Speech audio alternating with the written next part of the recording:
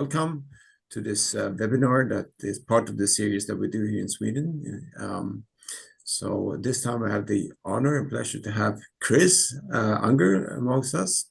He will introduce himself shortly, but I've known Chris for quite some years now, and particularly from our common efforts of bringing systems engineering out to the MedTech and healthcare domain. So more about that, I think I'll need to share just a few slides here to get everybody that may not know INCOSE, just to give you a quick introduction about the organization. So as of 2016, we have quite a nice mission statement or vision statement that actually we know that the world needs a systems approach in order to become a better place, to make best possible use of our resources. And we think we have a mission here with, using the systems engineering combined with the fact that we also these days are not approaching not just the technical aspects, but also social and economical aspects as well. So if you look at INCOSE as an organization, I think maybe the key is the network of the 20,000 plus members, individual members that are organized in chapters and also represented by 100 plus companies in the corporate advisory board these days. So I think that's where you meet people and you share experience, etc. The organization also produces a number of products like the INCOSE Handbook, the journals, the newsletters that come out, all very substantial with content, and lots of guides that you can download as a member, and also this tool lab that's now available for you to even to try out softwares, etc. So those products are part of the results of all the volunteers that are now in the working groups. So one of these 50 plus working group is the healthcare working group. And if you would like to know more about that one and join in, I mean, you can always approach Chris. But there are lots of other working groups. If you go into the website, you can see that probably there's something for you, whatever you work with within systems engineering, where you can join in passively or actively. My own experience is the more you put in the working group, the more you get back, of course. The working groups also are behind the International Workshop, which is one of the events. The next one coming up in Seville in 1st to 4th of February next year. And that's where the working groups really meet and discuss what they're going to do and actually set the plan for production of a lot of these guides, etc., that I referred to. The International Symposium, which is the one big event where almost around 1,000 people meet and share presentation papers, exhibitions, etc. And in between that, we have webinars just like this one today on different levels, locally, regional, sectoral, etc. I shall not forget, and in particular as Courtney is with us, the professional development pillar here, which is where we have the certification as a proof that you have both first step to learn, you have read the book, the handbook, you have passed the knowledge exam, but then also you can prove with the experience that you have actually practiced systems engineering, becoming what is called a certified systems engineering professional. There's also a third level in the certification called expert systems engineering professional. But that's just one part of it. Then you have the whole competence framework that's being developed where you can dig in, and this is what, how you define the different competence areas within systems engineering, also the levels, competence levels that are provided, very good guides for that. Recently also there's the professional development portal set up. So if you're a member, don't miss the opportunity to go in there and create your own little library and find all of these different assets for you to develop your professional skills. So I think that's in a short framework, just INCOSE. So let's get closer to today's, which is one of the events we do within INCOSE Sweden, the webinars. There are also conference, etc. that we do. You can check this out on our webpage. Probably most of it in Swedish, but these days you have the translation.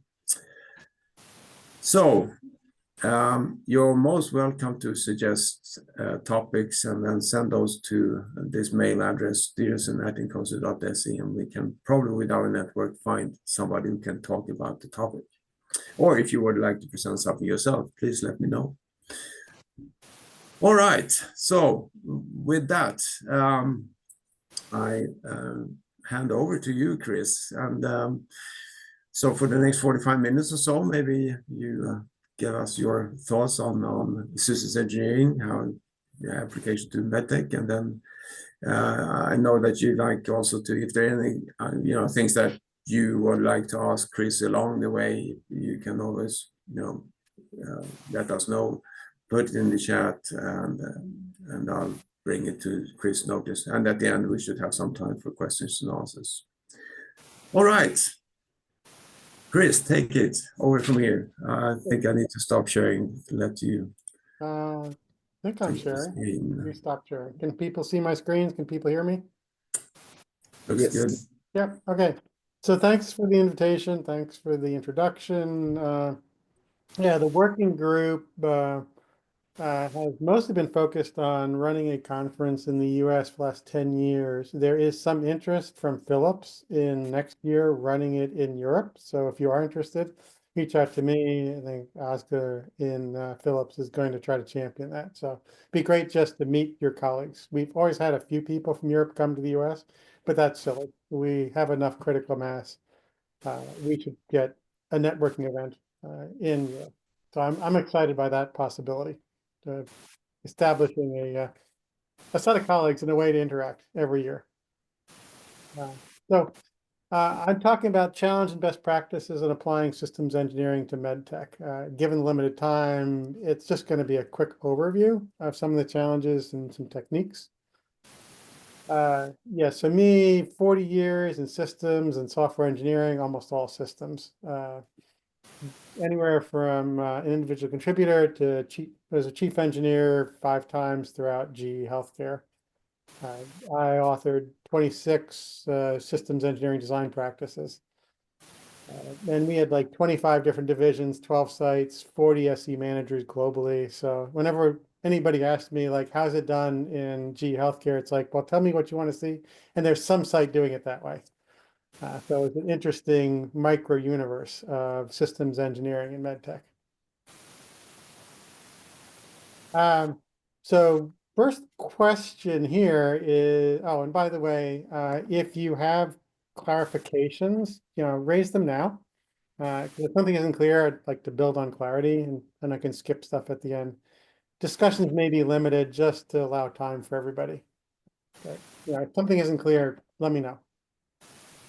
So what is systems engineering? I had a vice president who didn't like systems engineering because he felt it was writing requirements. And like, your requirements are getting in the way of my wonderfully creative hardware and software engineers. But we also had like technical leads whose job was keep the documentation compliant. So there is this ambiguity. What's the value of systems engineering? So really you need to understand why have systems. And then what is different about the medical device industry from, quote, traditional INCOSE modalities or industries. So one reason it's challenging is it's a lack of clear understanding of what that is. Colleagues and senior executives aren't clear. Even if it's models, how does that model add business value? Because models are expensive to maintain. SE looks like paperwork or more modeling work. Like I said, that officer said, yeah, you have to write requirements because the FDA requires it, but it's not value add. I want as few systems engineers as possible. So this is like other people's view, but even internally, I'm not sure everybody agrees.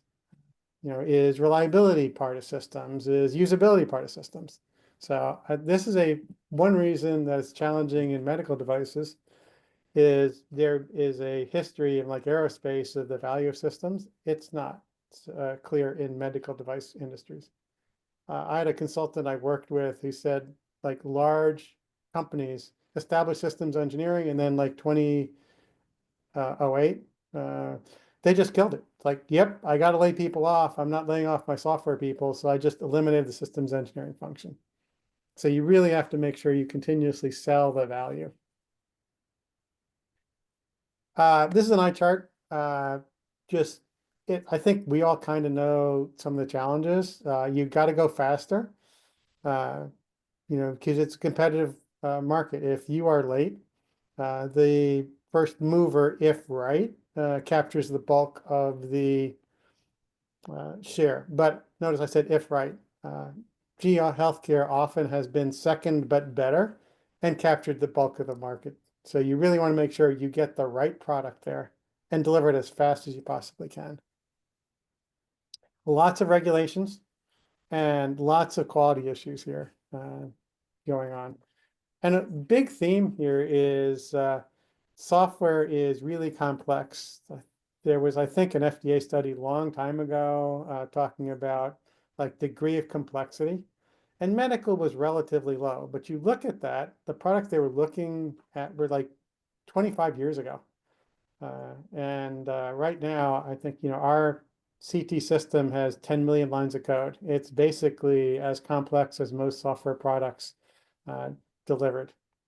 So the complexity of interoperability, interconnection, cybersecurity, has increased orders of magnitude in the last 2 decades.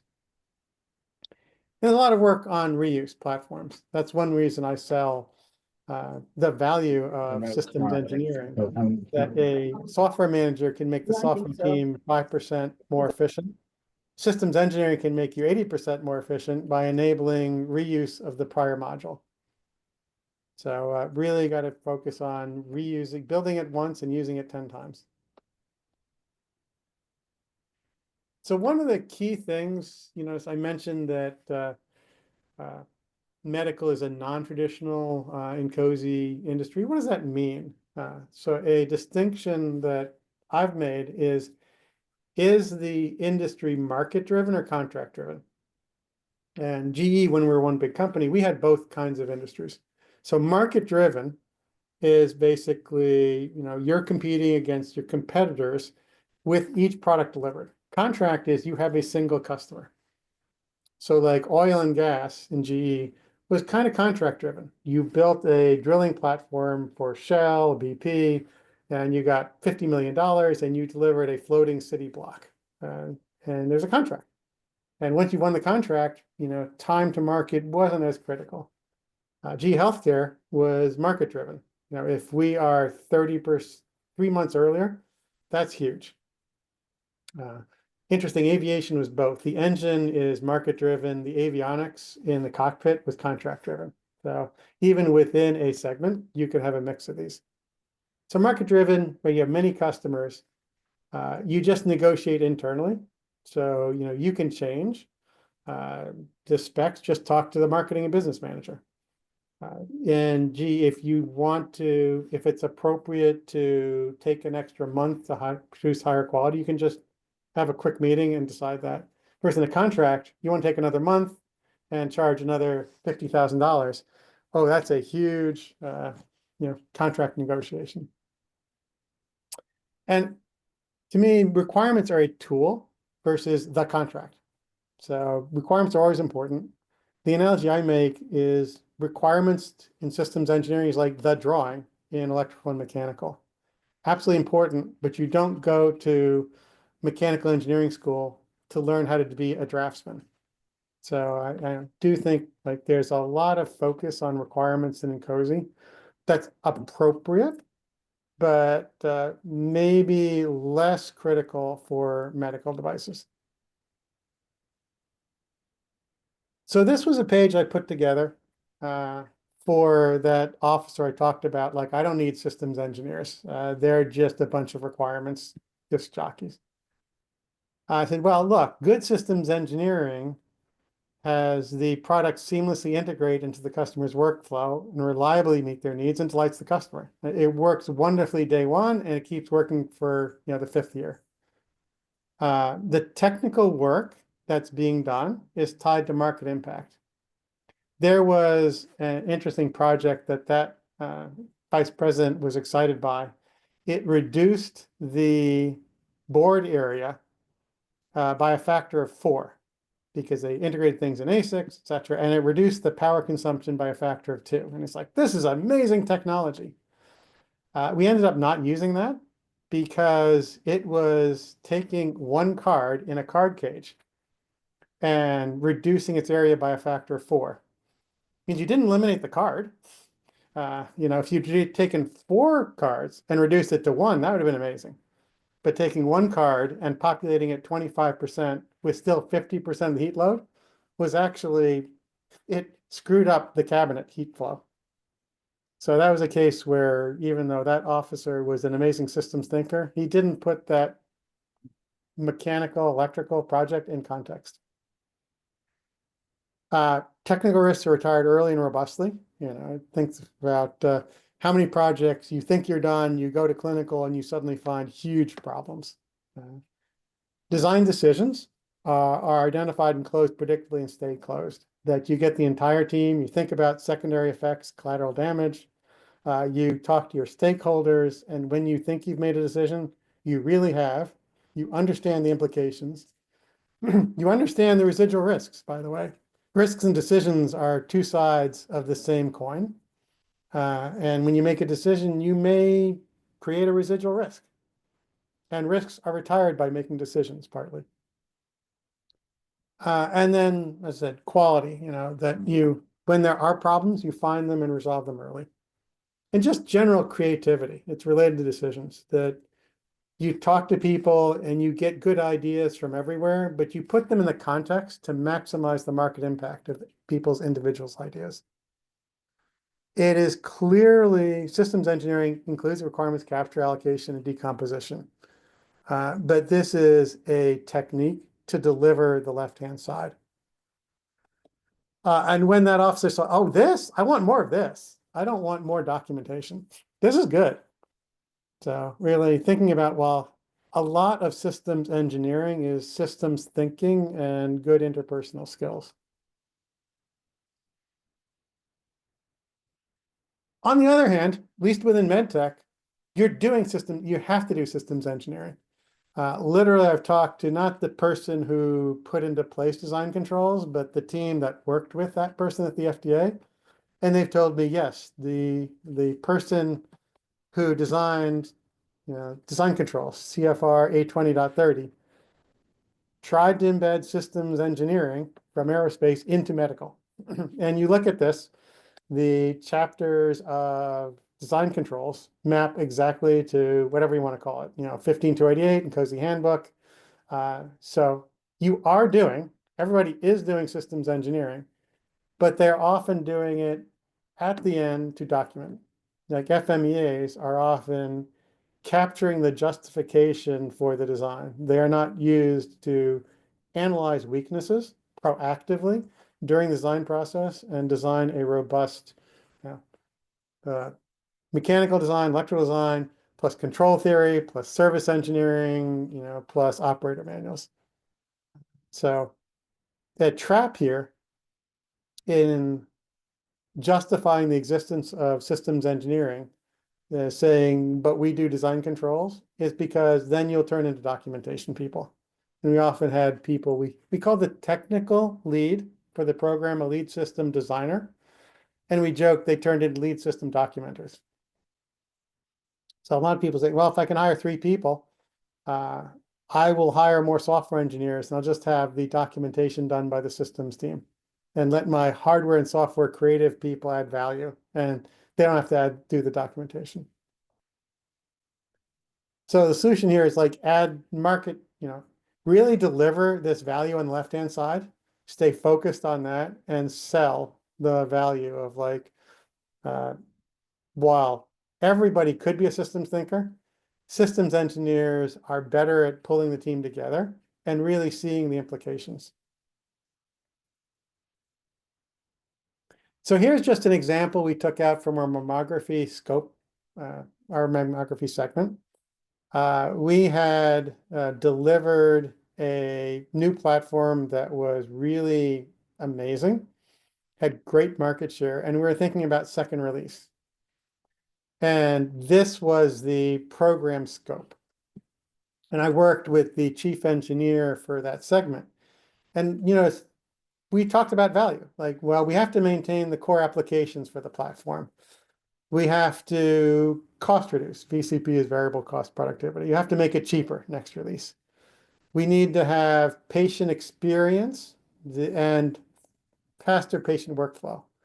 I might have split this into two, the user experience and the productivity for the customer, but fine, they merged them. And just better image quality. And they had the absolutely committed topics, and they had our M1 is like requirements freeze, M3 is our initial shipments to customers. So at M1, you commit to your date for M3. So they said, this is the kind of scope we're trying to design to deliver. And you can see it's a long list, let alone requirements, even just the features was long. We had, say, pulling a number out, say, imagine we had 80 people years for it. This thing added up to about twice that. And so the chief engineer and I talked about what we should do. And what we ended up doing was saying the IQ is good enough. Really, yeah, we want better, but for now it's adequate. And we need some patient, even the workflow was okay. We're not screaming about, I need more patients. It was really the patient experience. Anybody who's a woman on this will tell you mammographies are not fun, and we got a lot of non-compliance. And so what we said is the focus here is, yeah, we need to do cost reduction. The initial platform is expensive, but this experience, we've got to make the experience of the mammography exam much more pleasant for the patient. And that was the focus. And then the requirements flew from that.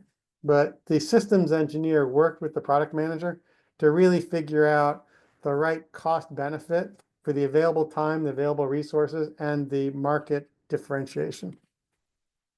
And so the second release was mostly this and a little bit of that, and a lot of this moved into third release. So you really did the multi-generation planning. And this added a whole lot more value to the business than just managing the requirements, which of course we did.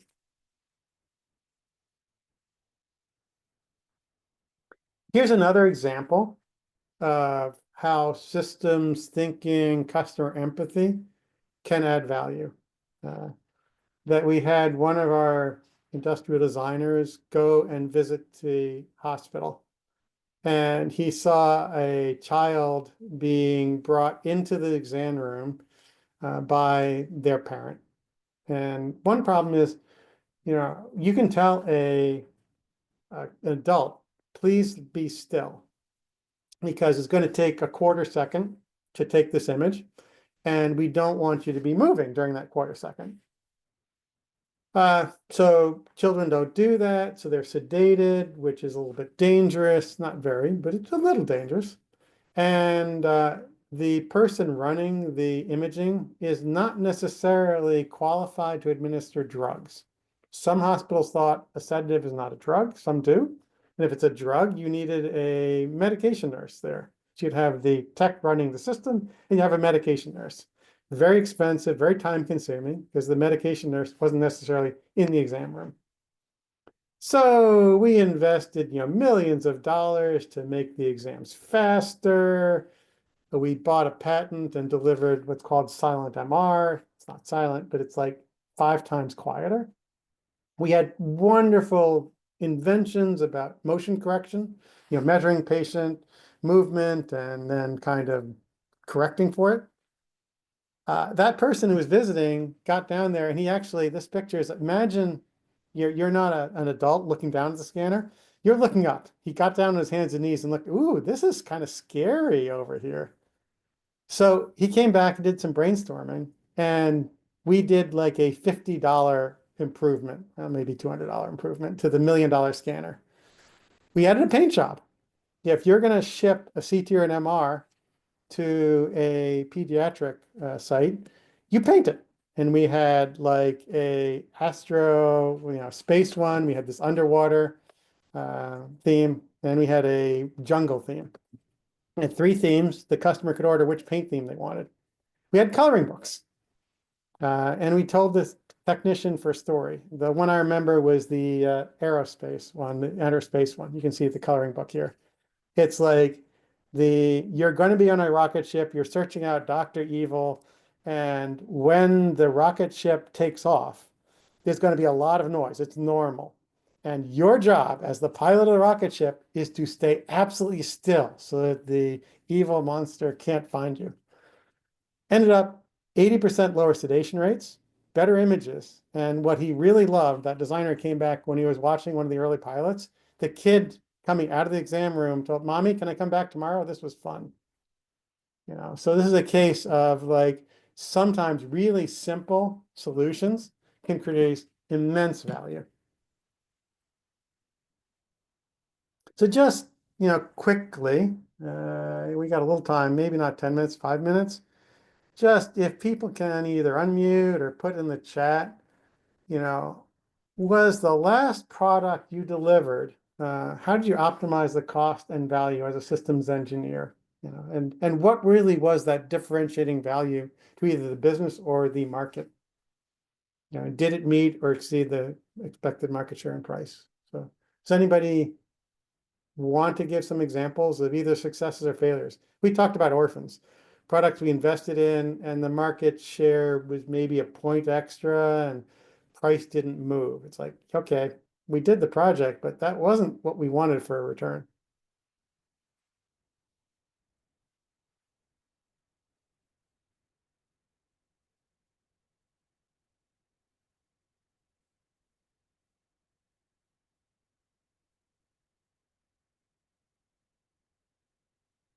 Any thoughts? I mean, I'm happy to keep going, but I thought this is interesting to see success and failures from the audience.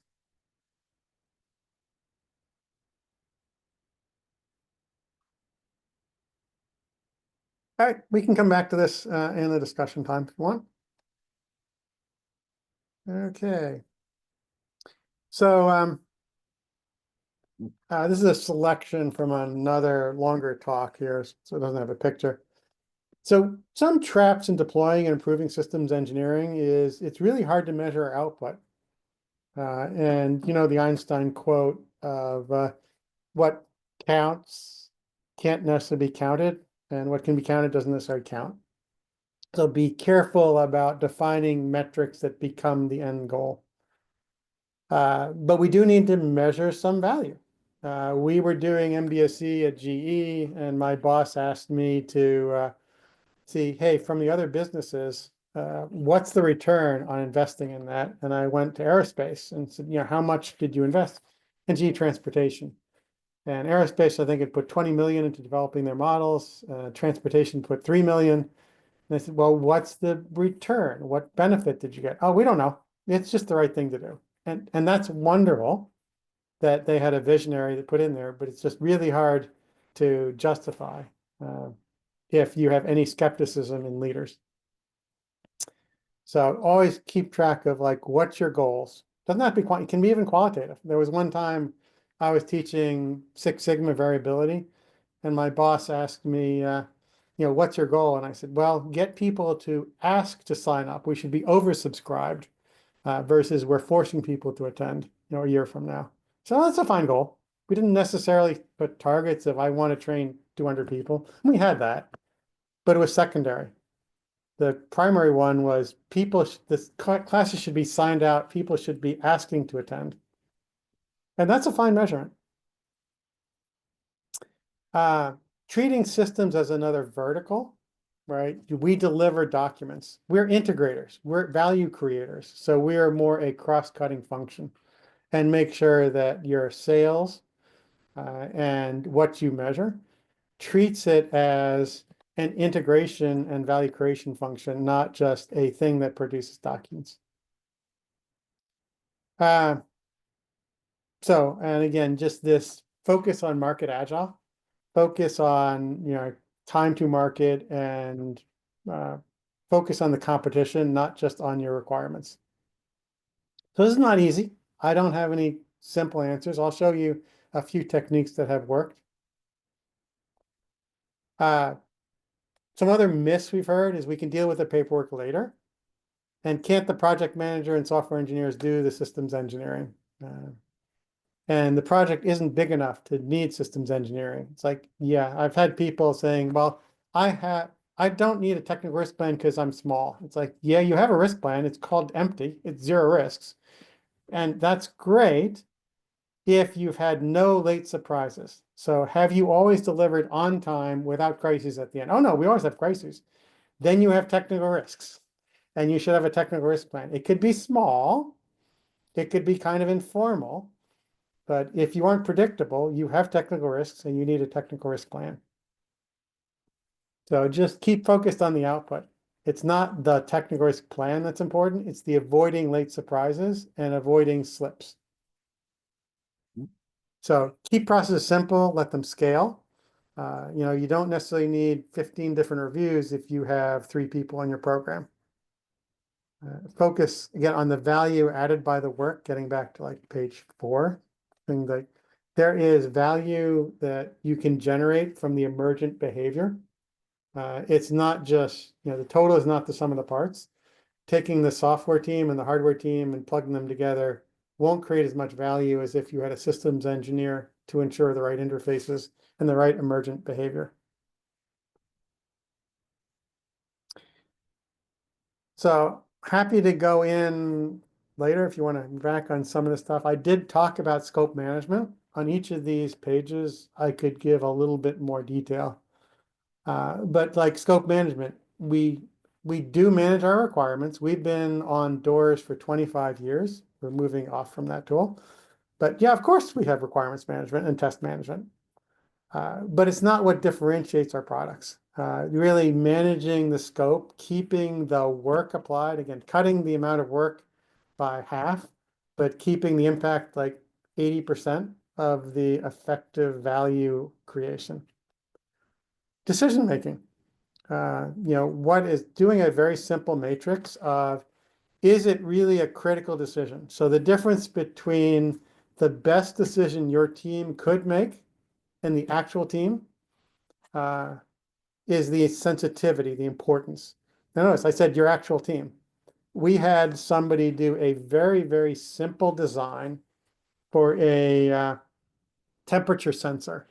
And so if you have an MR system, there is the magnet, the big, expensive thing, the donut you go into. That's static. It's superconducting, really hard to do, but it's static. It's not what produces the image. There are gradients that change the field from one end of that donut to the other end. Again, that's not that hard. And then you inject an RF signal into the patient. Basically, you have a mini microwave in the wave, and you inject a signal in, and you get kind of an echo. If you think radar or ultrasound, you get an echo of that electromagnetic signal coming back. So you're basically putting a fairly high-powered microwave right next to the patient, which means they could heat up. And we had to make sure that there was a temperature sensor. So we gave an engineering intern the design. And they went in, they got an op amp, and they got a temperature sensor, and they plugged it in, they wrote the code, and they shipped it. And guess what? You're putting an op amp in a microwave. It was a really, really noisy environment. And so we went into integration, and we found that we would occasionally false alarm a high temperature signal.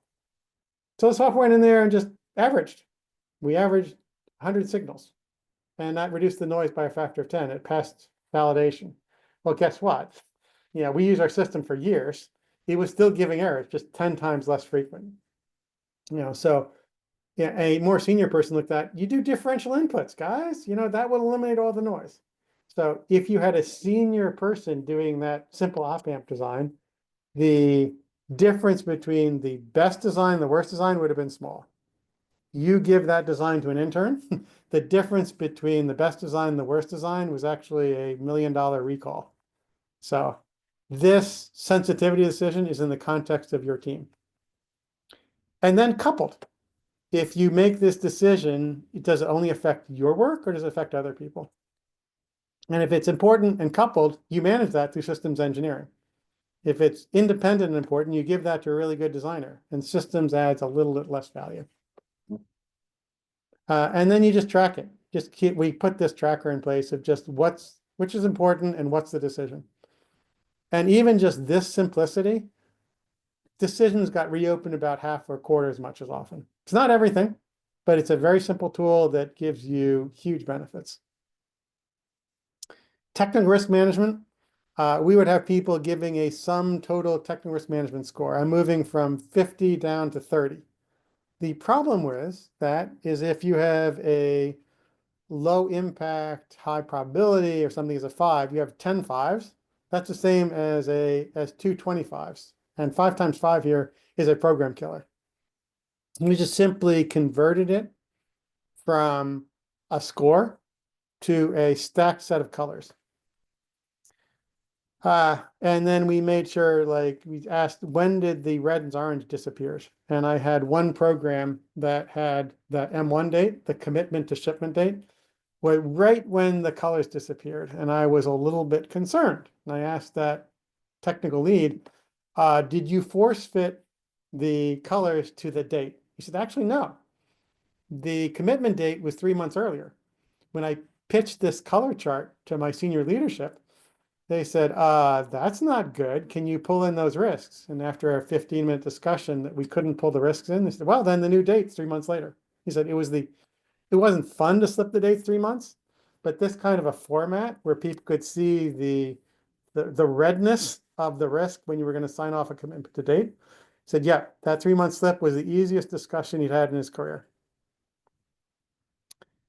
And then the active integration over here, just focus on the value, taking these features and not worried about I'm integrating subsystem A with subsystem B. It's like, okay, after you integrate all those subsystems, what completed value from the scope management are you actually delivering? And are you testing that as though it was delivered to the customer? And here you can see we found risks earlier. This was a silent MR example. The first one was taking the base technology from Milwaukee, porting the technology, integrating it in Beijing, China. B was some new functions. D was literally that silent MR feature. C was some other features, and E was some other. But really, you could ship this. The silent MR product could have been A, B, and D. We went in there and actually were like 3 weeks late on this deliverable. But you could see the rest of the program was like really easy. So we shipped on time because you could make 3 weeks up in 3 months when you have no surprises. But even if we had been late, if this had been 3 months late, we would have just said, well, cut C. E was like, wrap it up, do the documentation. But you could have said, well, C becomes second release. B and D are the core functionality. And so we will ship A, B, D, E on time. So again, active integration, tying to scope management and value creation for the customer. What does that mean? You know, the Sarah Sher did a really good job of like the 12 types of systems engineers. That's nice. That's kind of like the subsystems if you have a team of like 50 or 60 systems engineers on a project. You notice I've been talking about value creation and integration.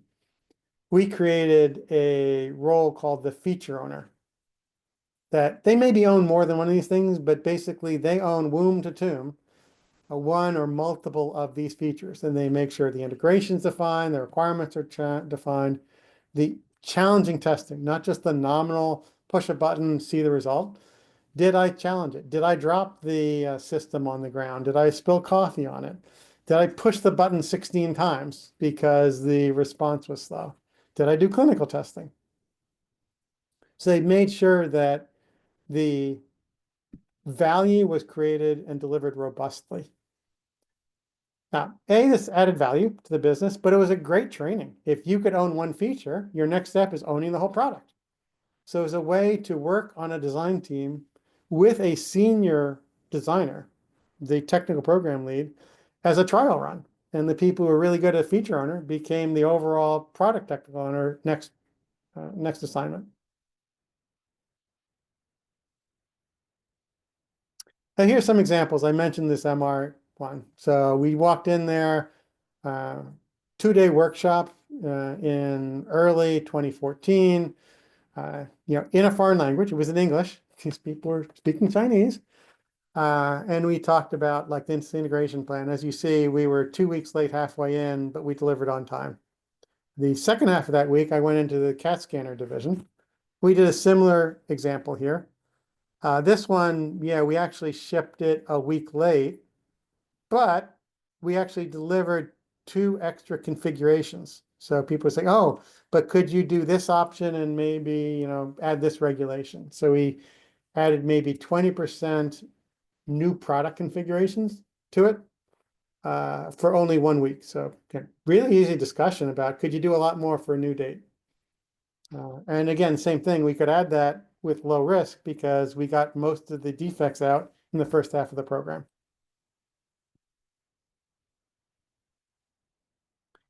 So talking about skills, you've probably heard this a lot, right? There's technical skills, but there's also leadership skills.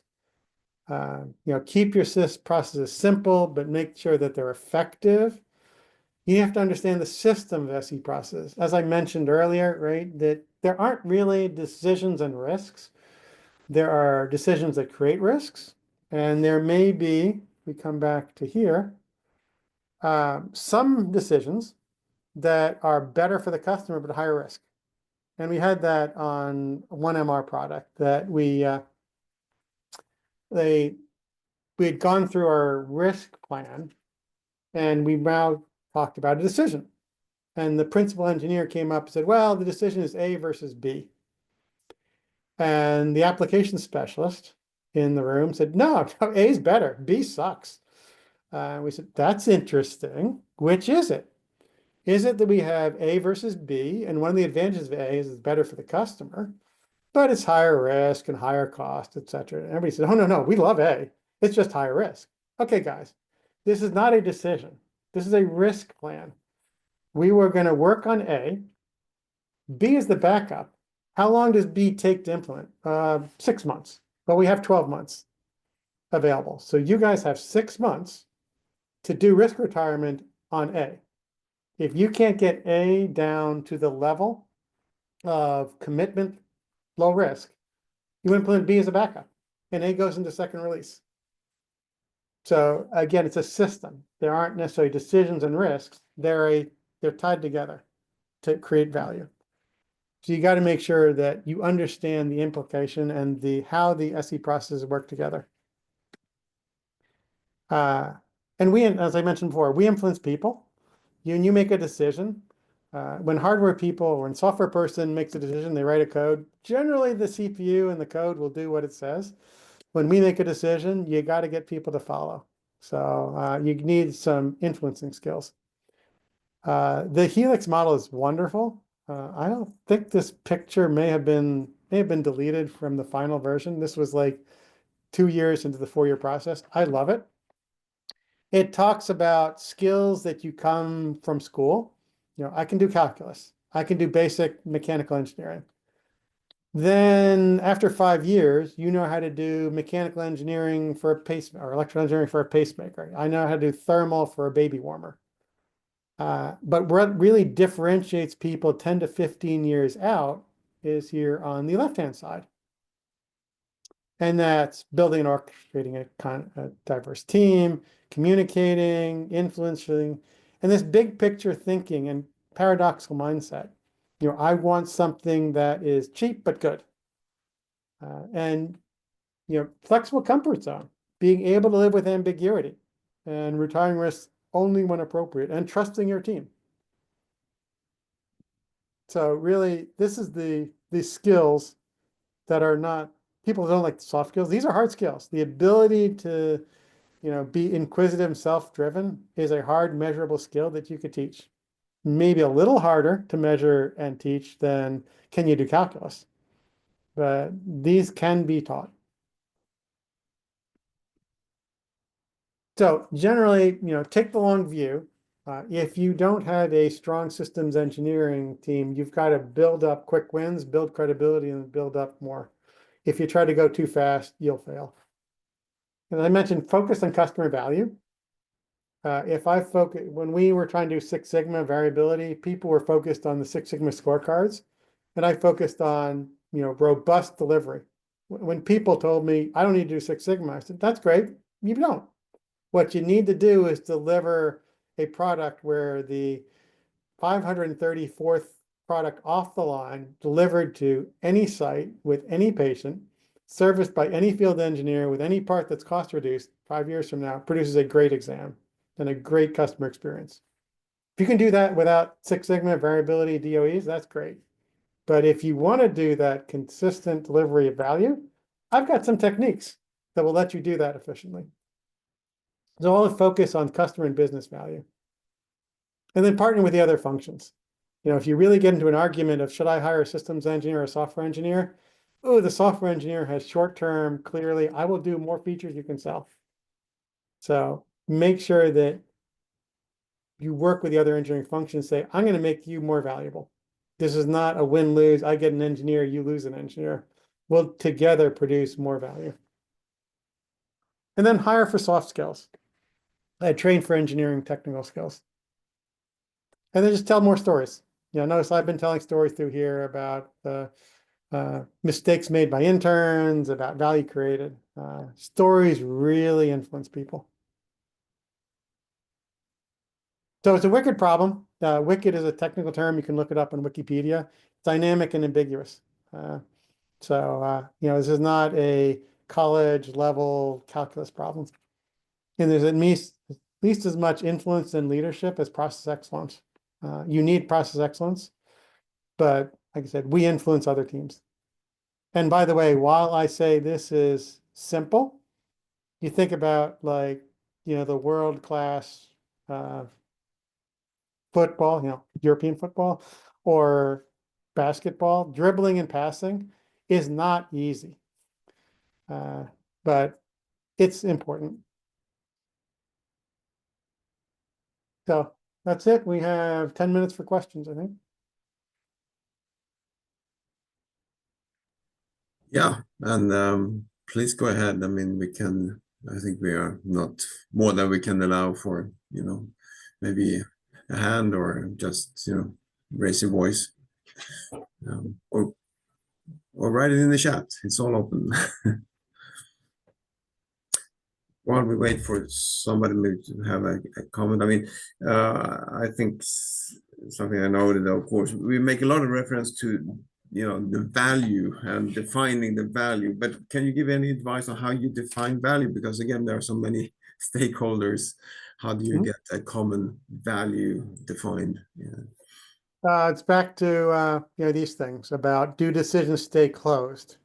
Are you more predictable? So these are pages I created to sell the value. You do a 2-day workshop. People are saying, oh, I don't have 2 days for class. It's not a class, it's a workshop. You bring your problems. I'm not going to bring a toy toaster, how to design a bicycle. You bring your problems. At the end of 2 days, you will have an integration plan. I'll teach you the theory, we'll do the practice, and watch. Let's see, if you don't find your defects earlier in the program and you don't deliver on time without late surprises, then the workshop failed. And let's figure out why and make the workshop better. So always, figure out what's important to the person you're trying to get to agree with you and say, I'm going to deliver value. Because again, program managers, I don't want to take my team for 2 days and do training. Prove to me the training is valuable. Nope, it's training and delivery of artifacts that are effective for you.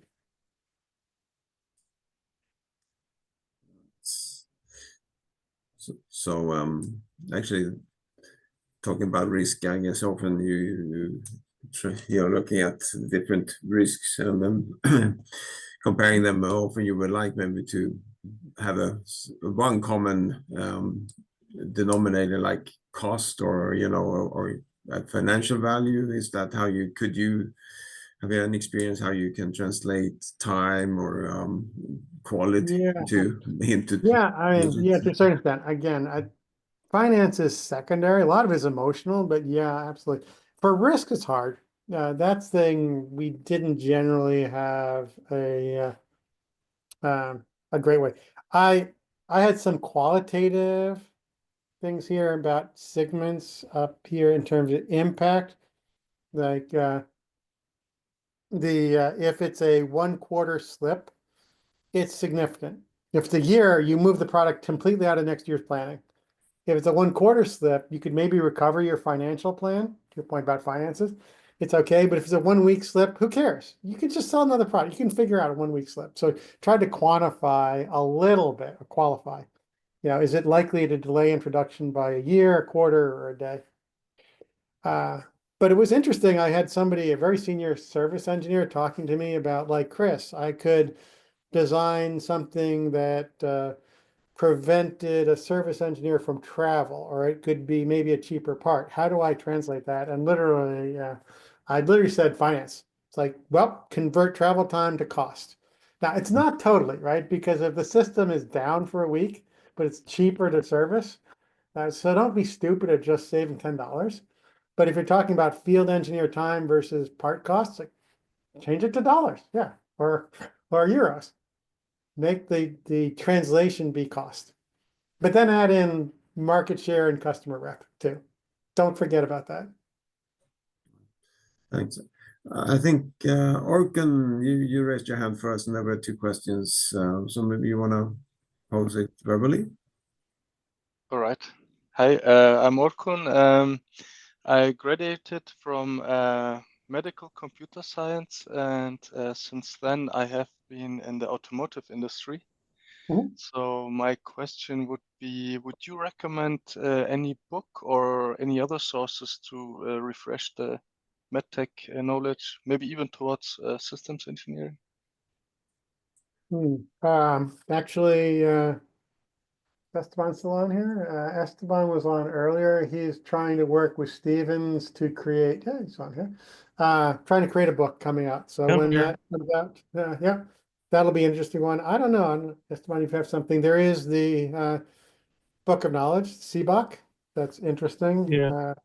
If you talk Mhm. about some of these active integrations, I would say Barry Bain, the spiral model, has some really good examples. He's just before he passed away, I think 2 years before that, he updated it called the ICSM Incremental Commitment Spiral Model by Barry Bain.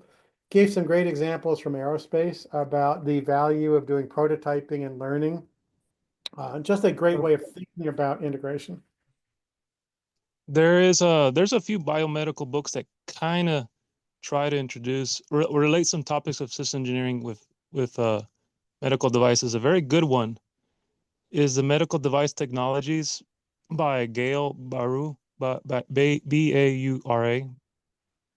Could you please put That that has in a the little chat bit. here? Mhm. Yeah, I'll put it in a chat.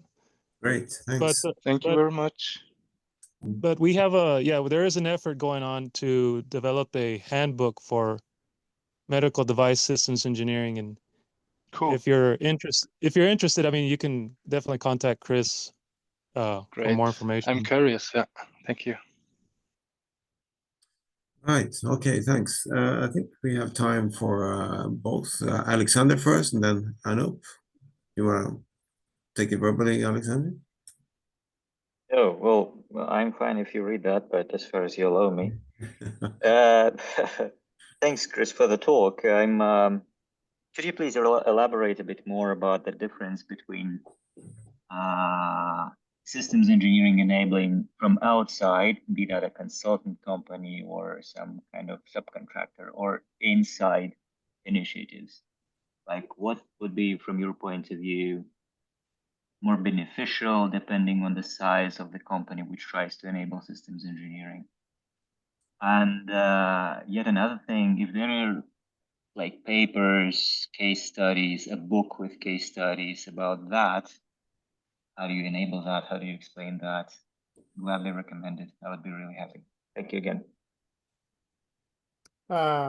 Probably need to take that offline. Yeah, I did a lot of consulting last year, outside in, where consulting usually brought in, like, I know the answer, you just need to be the outside person telling me that I'm telling everybody else that I'm right. And that failed. It just did not work. You didn't do the stakeholder analysis.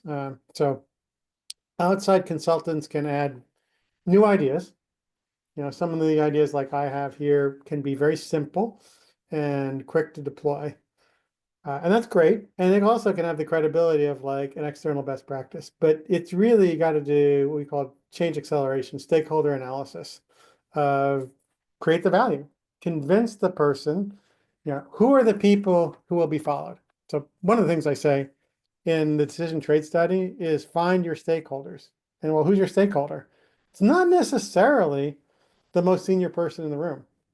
It's the people you would listen to or others would follow. And we had one woman who is like a senior principal engineer, and the person 3 levels above in the organization told me, I do whatever she says. Look, if she says it's right, I'll follow. So it's not the CTO that was the key stakeholder, it was that principal engineer. So it's really got to be driven inside about who are the people who are supporters and who are the people who are resistors, and what's your story and what's your influencing network to get the resistors on board. And the answer might be start small. You know, they all go slow to go fast. Get a few examples that convince the skeptics, like, oh, really? You could do that in a small project? I want some more of that on my big project. But it's got to be driven internally. The external consultant can just add ideas and credibility, but you got to get the internal champions to bring everybody along. Yep, got it. Thank you. All right. I think we're getting very close to the hour. I don't know if there was a question or more than just a comment. Did you want to say something? Yeah, thank you for the presentation, first of all. Yes, it was like a question and a comment. I'm just more interested about like knowing about more about like values. How do we show the organization that these are the values which system engineers can bring to the company, rather than being just more advanced level administrator of doing documentation and preparing Excel sheets with the customer compliance reports and stuff like that. So I just thought, because we are still new to this definition of where the system boundary should end and how should we say, because like hardware to a level also becomes sometimes a system because they are not like one domain limited, so to say. That's why I just wanted to bring it up. I don't know. Yeah, no, like I said, I was before I retired an internal consultant to GE. My last 15 years was like the one central resource for all 40 or 25 segments, 40 systems engineers, and trying to create change across all the segments. I started here. Ideally, you would deploy systems engineering upfront and have it flow through the process. So do the scope management. So, you know, start here. And as I mentioned, if you start with scope management more than requirements management, you would then say, okay, great. Now you have these features. What are the decisions that you need to make to deliver these features? What are the risks you have to retire? And having made decisions and risks and doing design, you integrate value. And so that would be ideal. That takes a while. So like I said, these examples that I did here was I walked in and I started back end front. You're starting the programs. Let's at least take whatever design you have, whatever scope you have, and let's deliver it predictably. And having done this, I could be more effective if we'd started at the beginning of the next program. So I think it really depends whether you start front to back to front, whether you focus on just better testing to find things, or whether you're going to start about agile. I think, sorry, the answer is it depends. But really find something that you can deliver fairly quickly that is of value to somebody who will become a champion to advocate for you, not you saying, I add value. This other person said, yeah, Joe adds value. Do more of this stuff. It really helped me. All right.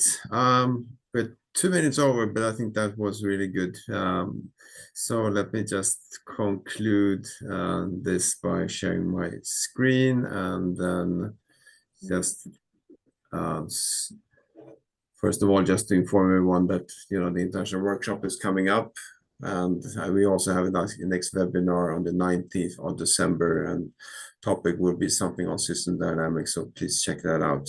So with that, again, thank you, Chris, so much for sharing your valuable insights to this, and I'm sure that you're open to have any questions or feedback, etc. Both on your direct email address or through the INCOSE Healthcare Working Group. So yeah, thanks for the invitation. Appreciate it. Thank you, and the recording will be available eventually in a few days on our webpage. So great. Thank you, Chris, and thank you, everyone else. Have a good day still. So.